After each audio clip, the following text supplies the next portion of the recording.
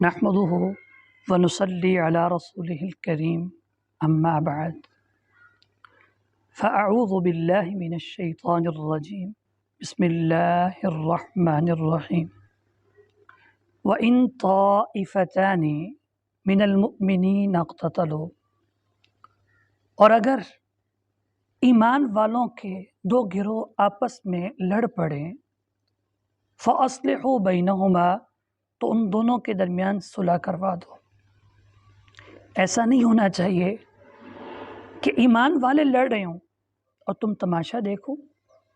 جب مسلمان آپس میں لڑتے ہیں تو ان کی باہمی قوت کمزور ہوتی ہے، ان کے درمیان صلح کرواؤ۔ اللہ کے نبی صلی اللہ علیہ وسلم کا فرمان ہے، جو شخص صلح کروانے کے لیے جھوٹ بولتا ہے وہ جھوٹ کے زمرے میں نہیں آتا۔ ابو داود کی ایک حدیث مبارکہ ہے، اللہ کے نبی کا فرمان ہے کہ جو صلح کرواتا ہے اس کو نماز، روزے اور صدقے سے بھی زیادہ اجر ملتا ہے۔ تو اللہ رب العزت حکم دیتے ہیں کہ جب ایمان والے، جب دو مسلمانوں کے دو گروہ آپس میں لڑ رہے ہوں تو ان کے درمیان صلح کرواؤ۔ فَإِن بَغَتْ إِحْدَاهُمَا عَلَى الْأُخْرَى، پھر اگر ان دو میں سے ایک دوسرے پر زیادتی کرے، فَقَاتِلُوا الَّتِي تَبْغِي، تو تم لڑو اس سے جس نے زیادتی کی، حَتَّى تَفِيءَ إِلَى أَمْرِ اللَّهِ، یہاں تک کہ وہ اللہ کے حکم کی طرف لوٹ آئے۔ فَإِن فَاءَتْ، پھر اگر وہ لوٹ آئے، فَأَصْلِحُوا بَيْنَهُمَا، تو ان کے درمیان صلح کروا دو، بِالْعَدْلِ وَأَقْسِطُوا، عدل اور انصاف کے ساتھ۔ ہو سکتا ہے ان لڑنے والوں میں تمہارا کوئی قریبی رشتہ دار ہو، کوئی تمہارا دوست بھی ہو سکتا ہے، لیکن یاد رکھو انصاف کے ساتھ صلح کروانی ہے، ایک کی طرف جھکاؤ نہیں کرنا۔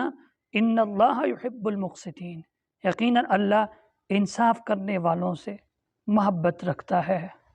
انما المؤمنون اخوہ، سوائے اس کے نہیں، مومن آپس میں بھائی بھائی ہیں، جیسے سگے بہن بھائی ہوتے ہیں۔